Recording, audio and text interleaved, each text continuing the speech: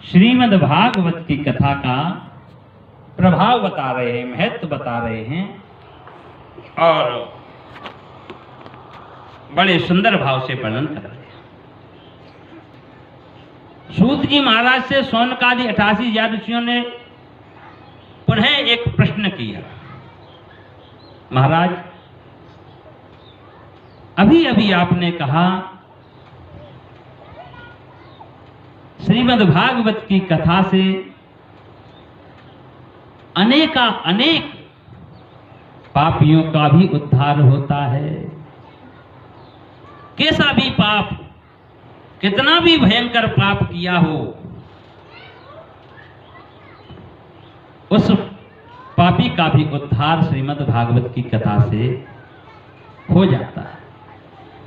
सूत जी महाराज ने कहा बिल्कुल सही, बिल्कुल सत्य है। श्रीमद् भागवत महापुराण की कथा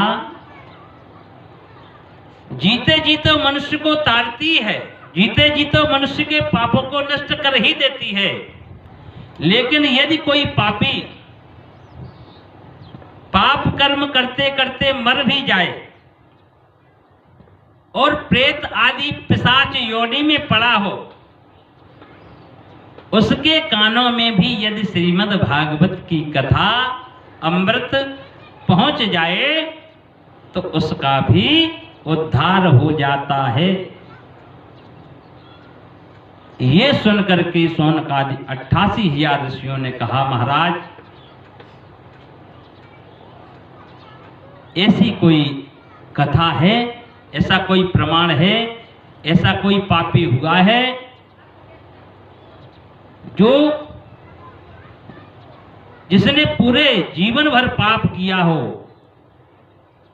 और मरने के बाद प्रेत योनि में पड़ा हो और उसने श्रीमद् भागवत की कथा श्रवण की हो, उसका भी उद्धार हो गया। तब सूत जी महाराज कहते हैं, हाँ ऋषियों ध्यान से सुनो, मैं आपको एक आख्यान सुनाता हूं। और श्री सूत जी महाराज शौनकादि 88,000 ऋषियों को कथा श्रवण करा रहे हैं। वही कथा श्रवण करा रहे हैं जो उनके गुरु श्री सुखदेव जी महाराज राजा परीक्षित को श्रवण कराते हैं। सुखदेव जी महाराज कहते हैं, राजा परीक्षित तुंगभद्रा तटे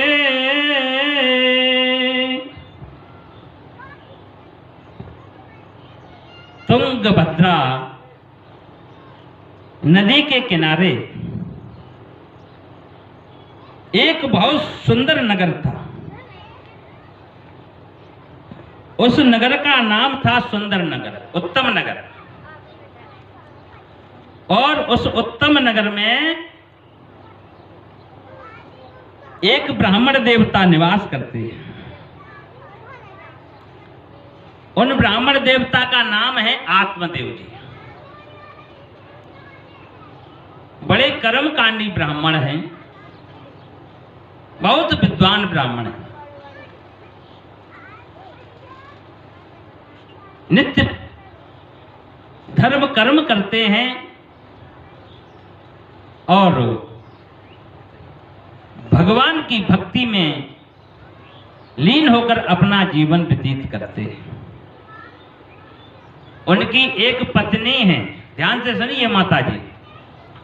उन पंडित जी के एक पंडितानी है पत्नी, उनका नाम है धुंधली बाई। क्या नाम है? धुंधली बाई। पंडित जी जितने विद्वान हैं, जितने श्रेष्ठ हैं, जितने सज्जन हैं, जितने सदाचारी हैं, उनकी पत्नी उतनी ही दुष्ट है, उतने ही लड़ाकू हैं, उतने ही झगड़ालू हैं, उतने ही गिल्हे क्लेशी हैं।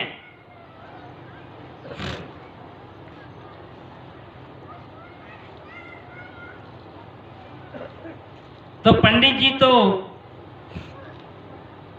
सुबह सुबह नित्य जो है पूजा पाठ के निमित्त निकल जाते हैं।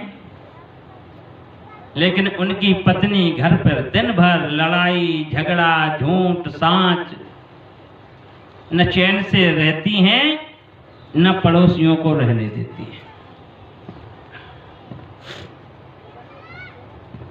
इस तरह बहुत सा समय व्यतीत हुआ। अच्छा, पंडित जी को कोई संतान नहीं है, तो पंडित जी के आंगन में एक तुलसी का वृक्ष लगा था। वो तुलसी का वृक्ष जो है मुरझा गया। एक गौ माता है, उस गौ माता को भी कोई बछड़ा नहीं हुआ, बछिया नहीं हुई। अब जो है पड़ोसी लोग व्यंग करने लगे, कहने लगे ये पंडित जी के कोई पुत्र नहीं है, ये बड़े पापी हैं। इस कारण से इनकी तुलसी जो है देखो सूख गई, और इनकी जो गौ माता है उसको भी कोई बछड़ा नहीं है, वो भी बेचारी बांझ है। धीमे धीमे ये बात पंडित जी के कान तक आई। पंडित जी बड़े दुखी हुए। आज पंडित जी पहली बार दुखी हुए और मन में विचार किया, चौथापन आ गया, मेरे कोई संतान नहीं है, मैं बड़ा पापी हूं।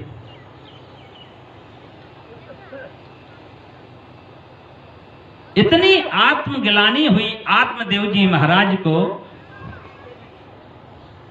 कि एक दिन उन्होंने मरने का निश्चय कर लिया। ध्यान से सुनिए माताओं, कथा ध्यान से सुनोगे तो पल्ले पड़ेगी। निश्चय कर लिया कि मैं तो बहुत पापी हूं और अब मैं ये शरीर नहीं रखूंगा।